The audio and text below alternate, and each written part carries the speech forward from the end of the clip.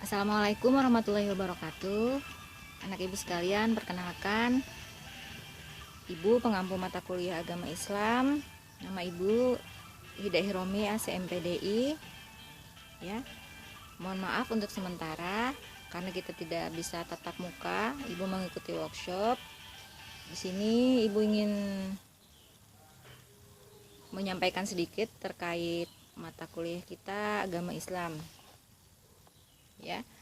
Nanti sementara ibu masih membuatkan tema-tema yang berkaitan dengan agama Islam, untuk nantinya kita akan diskusikan ke depannya.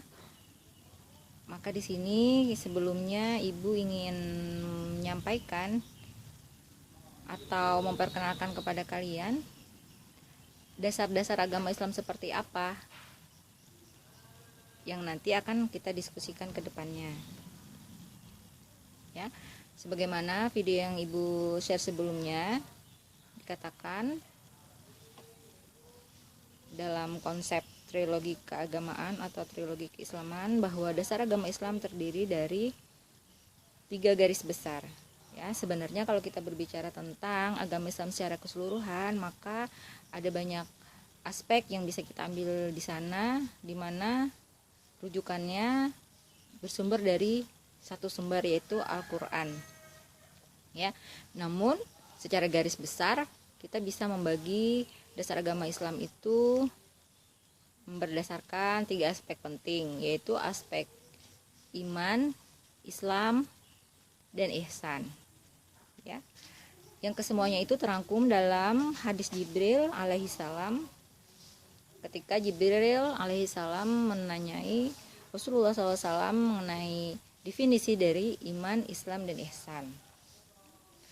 Nah, ketika Jibril menanyakan tentang iman, maka Rasulullah SAW menjelaskan dengan menyampaikan 6 rukun iman, yaitu al-imanu billah wa malaikatihi wa kutubihi wa rusulihi yaumil akhir dan qada dan qadar. Ya. Jadi ada 3 rukun iman.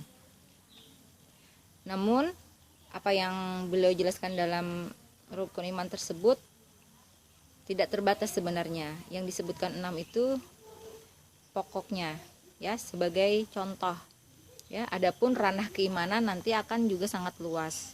Namun ranah keimanan itu sumbernya ada di dalam hati, ya. Sebagaimana arti dari al-iman itu sendiri adalah at-tasdiq bil qalbi, ya, kepercayaan di dalam hati. Percaya pada apa? Percaya pada Allah, Rasulullah, malaikat, kitab-kitab yang diturunkan, dan seterusnya. Yang jelas keimanan terhadap hal-hal yang berkaitan dengan ghaibiyat yang tidak bisa kita lihat secara kasat mata, namun kita percaya keberadaannya di dalam hati kita, ya. Tapi al-iman di sini tidak cukup hanya tasdiq bil qalbi, tidak cukup hanya mengimani dalam hati, tapi juga ada al-idzan. Idzan itu mengikuti kepercayaannya.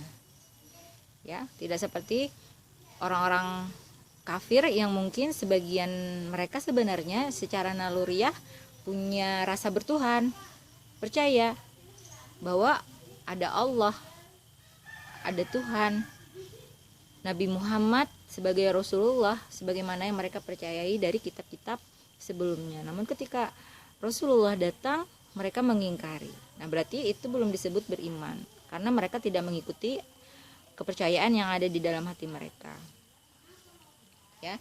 Jadi, ketika kita berbicara tentang iman, maka di sini konteksnya adalah berkenaan dengan keyakinan yang ada di dalam hati tentang ghaibiyat, ya, Allah dan seterusnya.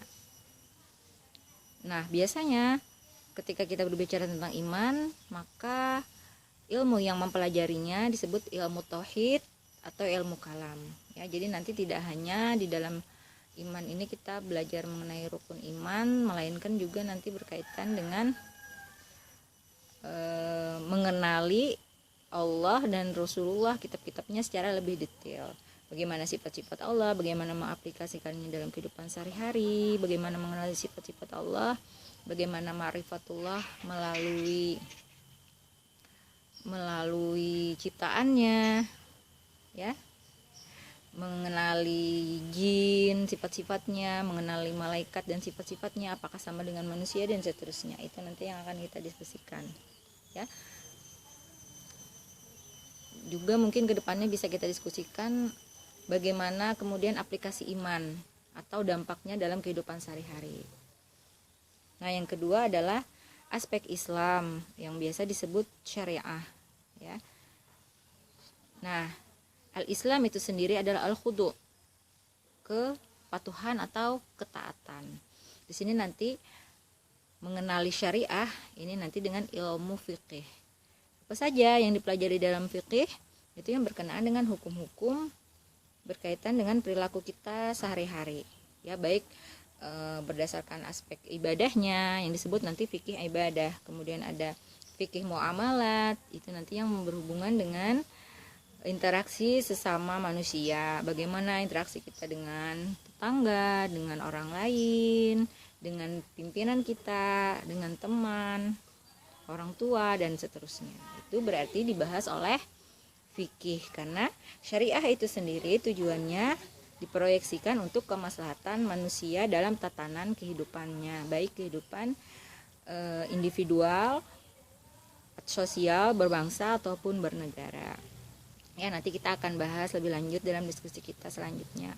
Jadi nanti fikih itu luas ranahnya, ada fikih zawaj nanti, ya, fikih mengenai perkawinan, ya, perdata, fikih munakahat, fikih zakat khusus, ya, fikih haji, ya, yang berkaitan dengan rukun Islam itu tentunya.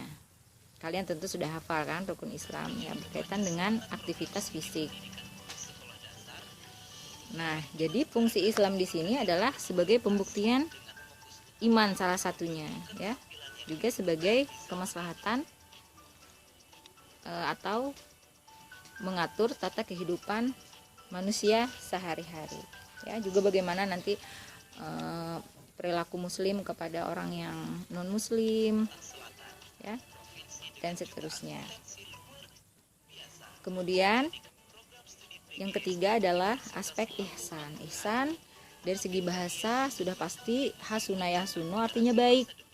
Baik dalam hal apa? Baik dalam kita beribadah dan bermuamalah kepada Allah maupun bermuamalah kepada sesama makhluk. Ya, tidak cukup kita tadi beriman di dalam hati lalu mengikrarkan atau membuktikannya dengan lisan, mengucapkan 2 kalimat syahadah, kemudian tidak cukup juga diamalkan dengan perbuatan kita sholat, zakat, tetapi juga harus ada ruhnya di situ. Nah, ruh dalam ibadah atau adab kita dalam ibadah itulah yang disebut dengan ihsan.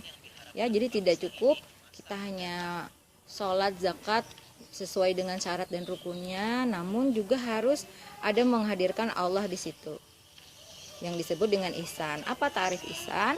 Sebagaimana yang disampaikan Rasulullah dalam hadis Jibril itu, anta budallah ka'annaka tarah.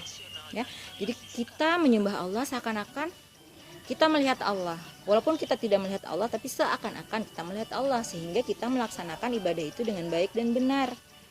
Di hati kita tidak ada kemunafikan, tidak ada riya, tidak ada sombong, tetapi yang ada adalah ikhlas. Nah, ruh ikhlasnya disinilah yang disebut dengan ihsan. Ya, kata Rasulullah SAW, kalaupun kita tidak bisa merasa melihat Allah, maka fa ilam takun tarahu fa innahu yarak. Jika kita tidak mampu melihat Allah, maka jadilah kamu seakan-akan, bukan seakan-akan, ya, percaya bahwa Allah pasti melihat kamu, ya, Allah pasti melihat kita. Berarti kita merasakan pengawasan Allah. Di sinilah yang disebut dengan muraqabatullah, ya.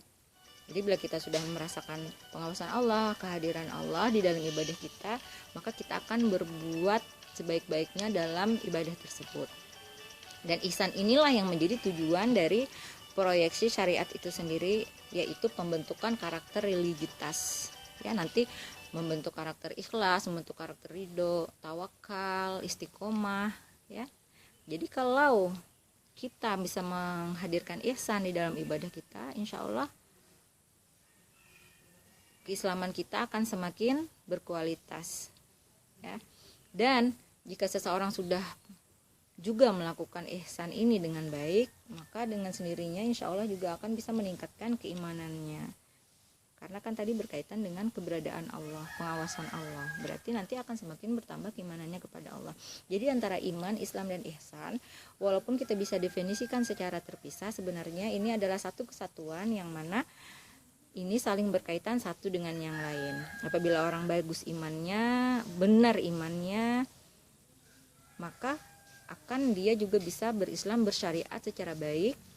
Dan apabila dia sudah bisa bersyariat, juga akan menuntun dia kepada akhlak terpuji yang kemudian disebut ihsan. Dan apabila ihsan juga sudah bagus, maka ini juga akan mampu meningkatkan keimanannya. Nah, sekian pengantar dari Ibu. Nanti kita akan diskusikan lebih lanjut mengenai tema-tema yang berkaitan dengan iman, Islam, dan ihsan ini.